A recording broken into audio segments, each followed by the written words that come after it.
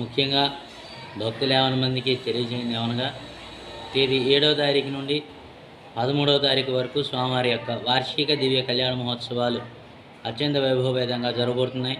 ఈ కైంకర్యాల్లో భాగంగా ఉదయం బుధవారం నాడు సుప్రభాత సేవతో ప్రారంభమై స్వామివారికి విశేష అభిషేక కార్యక్రమాలు, స్వామివారిని అమ్మవారిని పెండ్లి కుమారుని పెళ్లి కుమార్తెని చేయుట, కొట్నాలోత్సవము సాయంకాలం చేసి అంకురార్పణ కార్యక్రమంతో ప్రారంభమయ్యి ధ్వజారోహణము, అలాగే 8వ తారీఖు రాత్రిన స్వామివారికి దివ్య కళ్యాణ వార్షిక కళ్యాణ మహోత్సవం అత్యంత వైభవపేతంగా జరగబోతుంది. ఈ కళ్యాణంలో దంపతులుగా పాల్గొనేవారు 1116 చెల్లించి రాత్రి 7 గంటలకల్లా వచ్చిన ఎడల సాంప్రదాయ దుస్తులను ధరించి వస్త్రధారణ చేసి నుదుటిన తిలకం ధరించి స్వామివారి యొక్క కళ్యాణంలో పాల్గొనేవారు 7 గంటలకల్లా వస్తే 7:30 గంటలకు స్వామివారి యొక్క కళ్యాణం ప్రారంభమవుతుంది. అలాగే విశేషమైనటువంటి హోమాలు, పూజా కైంకర్యాలు స్వామివారికి 8వ తారీఖు నుండి కార్యక్రమాలు విశేషంగా ప్రారంభమవుతాయి.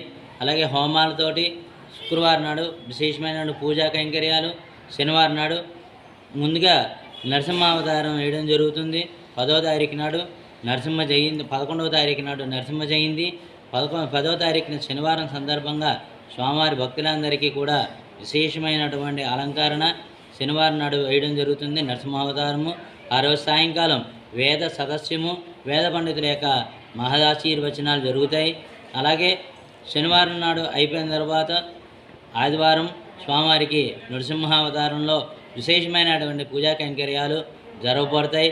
నృసింహావనము, సుదర్శన హవనము ఇత్యాది విశేష హోమాలు దుష్టపీడ పరిహారార్థము ప్రతి ఒక్కరి యొక్క గోత్రం పేర్లతో స్వామివారికి పడుతుంది.